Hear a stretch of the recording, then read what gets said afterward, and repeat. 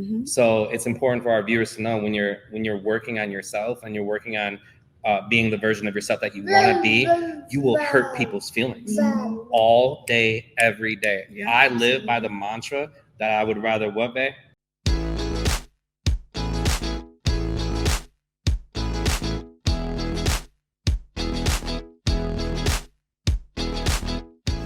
What up? What up? What up? I'm in my thank God it's Monday, but it's Thursday, but it's Tuesday. What day is it today?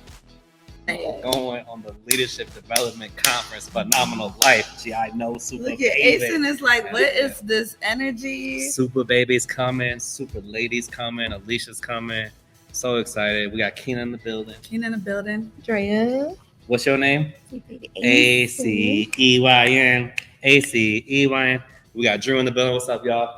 We got Jason on the equipment. On the equipment. Coming through as he always do. On the other side of the as camera. He always does. I know. The man behind the man and the women side by side. We couldn't do it without Jason. Yes. Much love, Jason. So excited. Oh my gosh. So I'm so charged. And the reason I'm so charged is because I have incredible people in my life, and I'm so blessed. And I'm on the phone with Andrea today. It was today, wasn't it? It was today. It was this morning.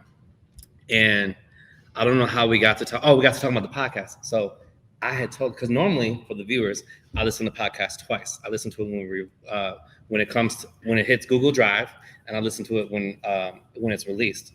But the last podcast, I was so nervous to listen to. I didn't listen to it. So I called Andrea. I'm like, hey, babe, I was like, did you listen to the podcast yet? Me checking in. Like, yeah, did you do your work? And she's like, yeah, I listened to it like 2 or 3 times. Like, it was effing phenomenal. Like, she didn't say it, but that was the energy I got. I was like, what'd you think about it? She was like, man, like the transparency, the vulnerability, like, you'll really be able to connect with people because I think people can relate to that. And she reminded me that you always have the option, and I don't remember how she said verbatim. It was beautiful. I should just record it. You always have the option to choose, where you spend your time, who you spend your time with. Like, you have a right to assert yourself to create your own environment. Mm-hmm. You had said something like that. Mm-hmm. You are able to create your own environment always, Mm-hmm. And that just reminded me. And I was like, and I didn't tell you like, thank you so much, babe. Like, you just like, I feel like, I think of like personal development and like, doing shadow work. We're always chiseling at the rock, mm-hmm. But that conversation she had with me, it was just like that one last chisel. I was like, mm-hmm. And it like unleashed like this like dragon Drew of like shadow work, mm-hmm. Like I just went down like, man, like, and I even spent time with my mom today, which was wonderful. And being in the moment and staying connected, I was realizing, like I was even feeding Ace, and I was feeding Ace some blueberry pancakes, mm-hmm. And I was giving him his cup for milk. And she had made a comment, and I know she meant it out of love. She's like, Andrew, that's enough. Mm. Like I was feeding him his breast milk out of the cup, and he was drinking. And I know the limitations of my son because I've been here A1 since day one. Mm-hmm. And instead of me externalizing that, like, hey, like, I know the boundaries of Asen in a respectful way, I internalized my emotion. Mm. And I had to check myself. I was like, thank you, Mom, for like that comment. Like, I appreciate you. Like, I got this. But then I was like, okay, mental note. I just wrote it down quick. I was like, okay, internalize the emotion. Why do I do that? You know what I mean? Uh-huh. But I was able to be in the moment with my mom as I was working on myself and checking myself. Yeah, and you were there and you loved it. You got to cook some blueberry pancakes today. He had some blueberry oatmeal. Ace and a champ. So this was I did some shadow work. Mm-hmm. I was able to be in the moment, and I still felt like my organic, authentic self today without checking out. Stop. So this is some of my resonations with my shadow work for the viewers. My house, my rules, my way. I remember that as a kid. And some of you, and I think some of you too, can resonate with that with our upbringing. My rules, my house, my way. No other way. It's my way or the highway. I receive that as a very, dismissive, characteristic. Like when you say my house, my way, you can't speak on it. You can't question it.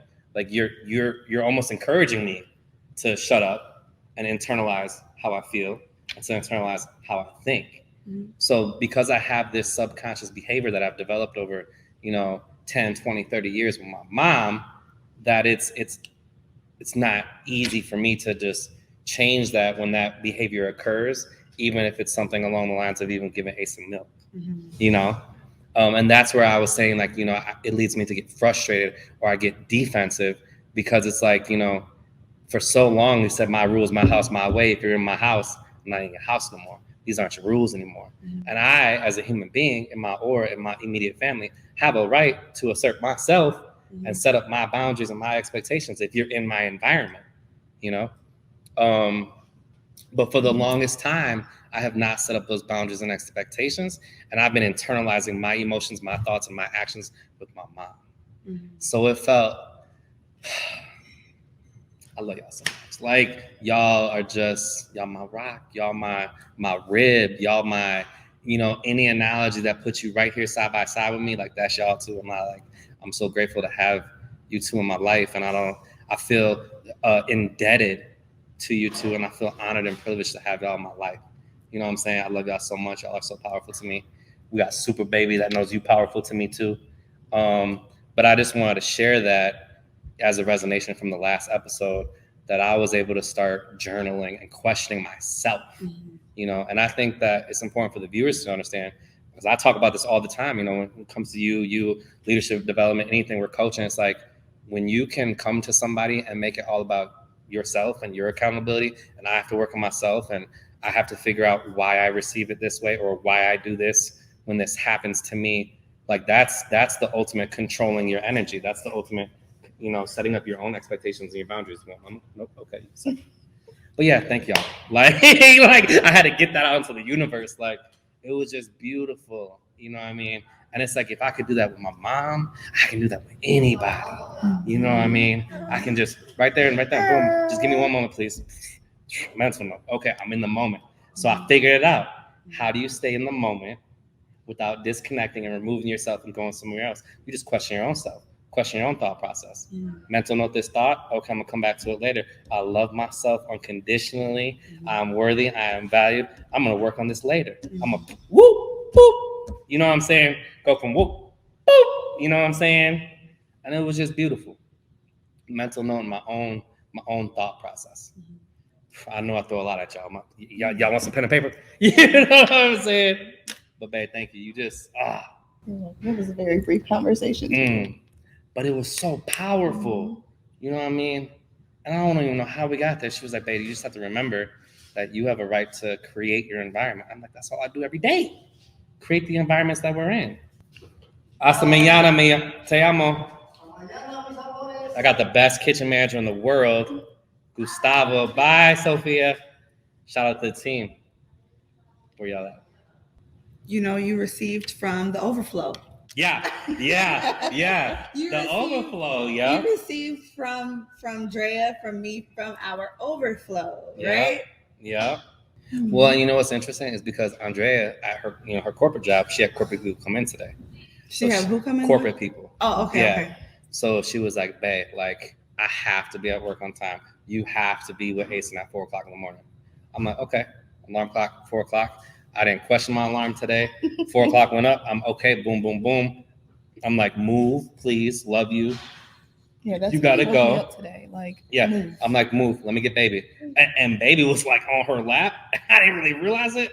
I kind of moved her legs, and baby, you know, on the bed.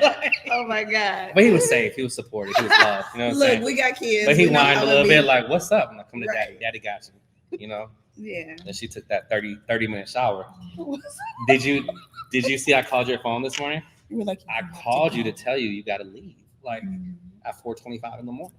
You know, I was gonna knock on the, you know, but Ace was asleep. Yeah. But it was almost like, you know, it's like that subconscious behavior we have with each other. You know what I mean? I'm here for you. I'm pushing you. I'm supporting you. And then in a moment when you know I needed some emotional support, you made time for me. You made space for me. You know. So you poured from your cup. Thank you, baby. Look at Asen. He's like, I'll kiss you. Two things that I was thinking as you were saying this, what I was listening to was, you know, you expressed this as you set these boundaries and you asserted yourself. And also, like, what I hear in that is like you finding your voice. You know what I mean? Like with your mom, it's like I hear you being like, yo, I'm finding my voice. And that feels so good. And I know it feels good to find your voice. You know what I mean? And so it's like, finding your voice and being able to use your voice to assert yourself, to articulate your boundaries, to, and to not make any further interpretations beyond what is right before you. You know what I mean? And then to be like, okay, whatever other stories that I'm creating in my mind for this, I'm gonna go and sit with on my own now, in my reflection time, and so I think that's amazing, because that is a part of asserting yourself and of establishing boundaries. But what it sounds like for me, the main thing that you did there was your voice, your authentic voice started to emerge. And then another thing I'll say about what you said when you was talking about my house, my rules, my choice, like the whole, like for me, it was like, I remember one of the things that when I moved out, when I was a kid, was I paid the cost to be the boss. Pretty much. So if you don't, you know what I'm saying? If you don't like the rules, you can get out. And I was like, say less. I'm out this. You know what I mean? I'm out, right? Like, let me banana split. Okay. You know what I'm saying? So I went and I found me a crib, you know, and that was that. Cause I'm like, but we didn't say less back then. Yeah. But you get it. I went and found me a crib. I was like, cause I'm the kind of person where like, look, you ain't even got to say nothing. I'm gonna go ahead and take care of my business. I'm gonna tell me twice. Yeah. You ain't got, I ain't gonna give you a reason to tell me 2 times. Literally heard that. Boom. Right. Done. So, but the thing is about the whole my house, my rules, my house, my something, my rules. My house, my rules, my way. My house, my rules, my way. And all of that, it comes down to the upbringing, right? The upbringing of children. And it makes me think about Bessel van der Kolk, The Body Keeps the Score, in the chapter where they talked about, child development and critical thinking. And then also Outwitting the Devil by, I think, Napoleon Hill. And in both of those books are amazing if you have children, if you're raising children, even if you want to find forgiveness, compassion, and peace with your own inner child. Those are 2 really great, they're long, but they're amazing books to carry with you for your lifetime, to learn and go back to. So in The Body Keeps the Score, Bessel talks about the children who are in schools, elementary school, they are starting to be trained like, cattle or chattel, either way you want to put it. But it's like, here's the bell. Here's what you're supposed to do. Do this, do that, fall in line, right? By middle school, they are fully like assimilated. And then by high school, then they're ready to go straight to the factory. They don't have to think. They don't have to do no processing. They don't have to make any important decisions unless, family encourages it, right? And so, like, there are teachers in schools who do other type of encouraging things and whatnot, who encourage people to be critical thinkers, to challenge authority. Many of those people who grew up was people who, ultimately grew up and became like the black sheep, or the ones who caused a lot of problems, quote unquote problems, because we got too many questions. If you was raised religious in the church, right? You don't ask no questions about why this, why that. Well, how come this, but not that? You're supposed to just accept and move on, right? And I had too many questions, okay, growing up. I still got too many questions. We all did. You know what I'm saying? Yeah. I'm too curious. Yeah. And I am Full not spectrum. okay, right? Yeah. What's the whole picture being painted right now? And I need to know the why. And that's also the reason why I teach that way. Yeah. Because I don't accept just because I said so. Yeah. But we was raised on that because I said so. And the theme in all of this is just to say that we was trained, raised, conditioned to not exercise our voice in that way.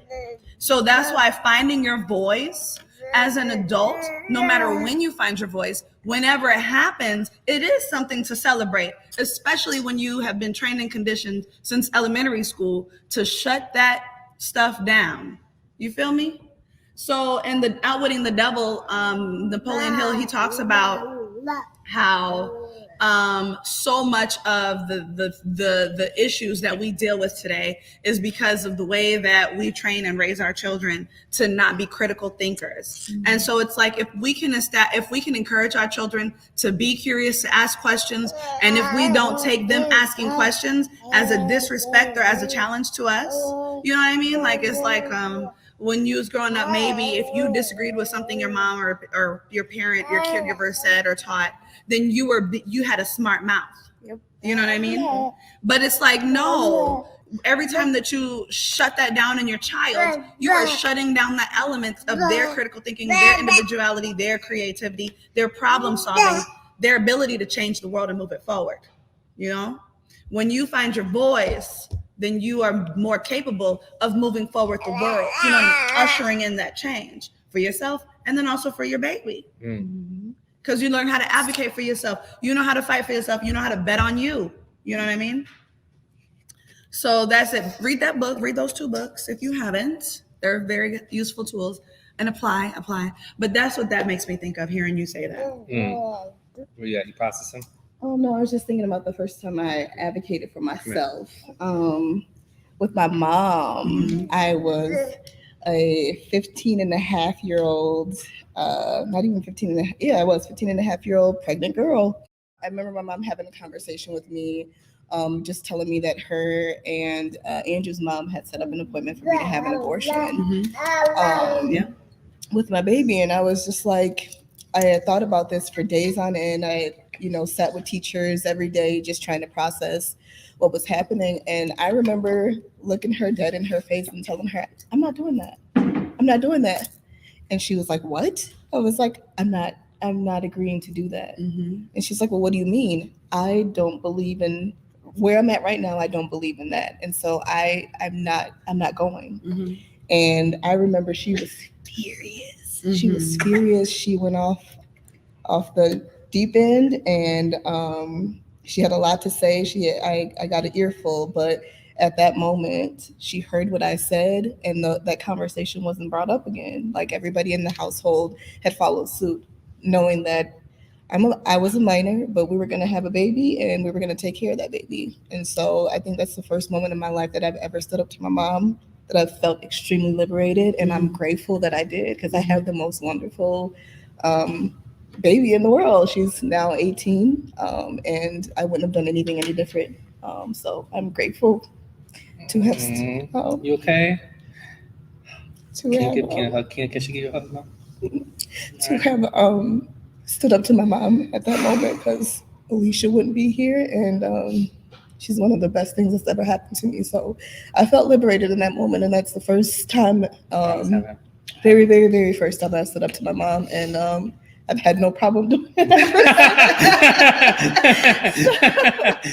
So okay. You know what I'm saying? So real quick, I love that. I really resonate. And I love that you said you felt liberated, because think about, for all the viewers out there who are living behind fear, who are living behind guilt, who are living behind shame, and continuously choosing not to be courageous, to assert themselves, to set their boundaries and expectations and live a fulfilled life. They're not doing it because of fear. This one did it at 15 and a half to her own mind. And the feeling of liberation, like that, that gives me chills. That gives me vibrations. I love that. And I can resonate with the feeling of feeling liberated with asserting yourself and living a fulfilled life. And I would also go on and say, like, I've told people about, like when I stood up for Kayshawn when I was pregnant with him, and like it makes me emotional hearing you express that, because that was like the similar for me. And I tell people, like, I'd be like, for my kids, it's like I fought for them to be here. You know what I mean? Because it was the same thing. Like, and it's, like I was 15 and my mom had an appointment for me to go get an abortion. And I accidentally looked up CareNet in the yellow pages. This was, y'all who are listening younger, we used to look for phone numbers in a book. Ameritech, if you remember. You know what I'm saying? And so I looked in the yellow pages, and I called CareNet, and I didn't know what they were about, but CareNet, I went to see them, and they was like, you don't have to have an abortion if you don't want to. And I was like, my mom's making me have an abortion. And I was like, if you don't want to have an abortion, you don't have to have an abortion. And I was like, so it came down to like I had the knowledge. Mm-hmm. But then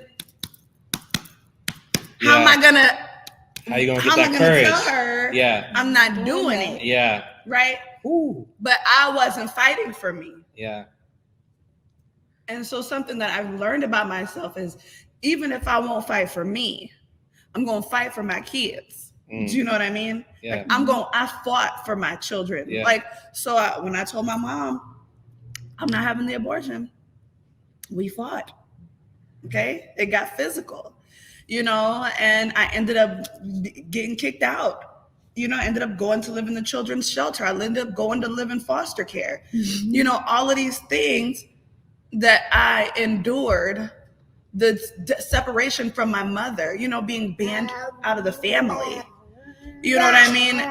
Because I fought for my son. And it's not that I didn't believe in abortion. You know what I mean? Like, it's just that I didn't want to have an abortion. Yeah. You know what I mean? I just didn't want to have one. I wanted to have my baby. And I fought for him.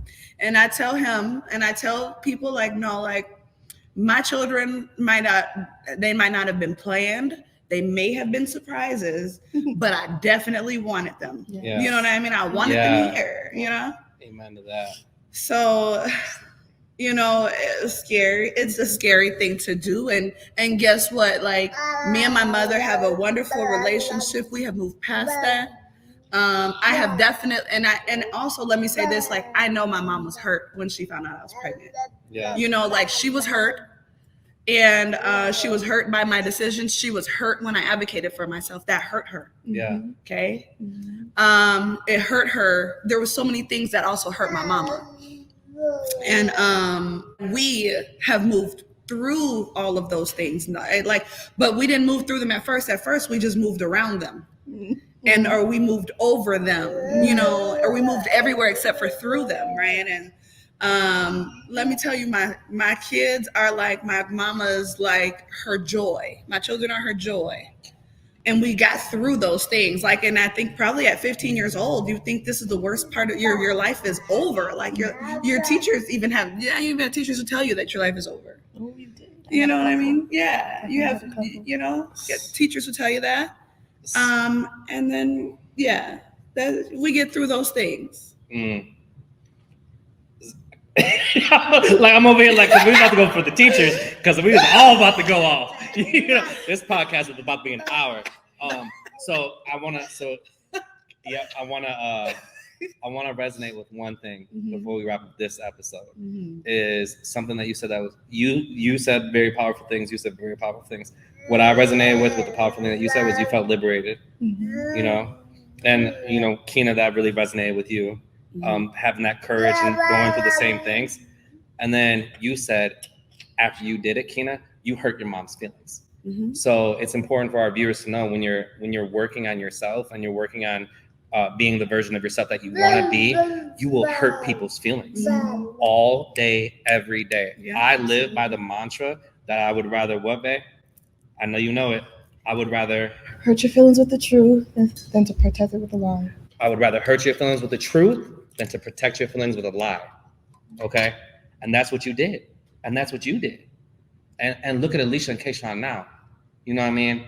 Just incredibly gifted, talented and gifted children, young adults, like leadership, like making change how they want to make change, living a life that they want. Like, it's beautiful. Episode 13, right? Yeah. Was it 13? If y'all want to check them out, they're on episode 12. Yeah. Good, Bad Breakthrough. You can find us on all platforms. Okay, I'm ready. Y'all ready?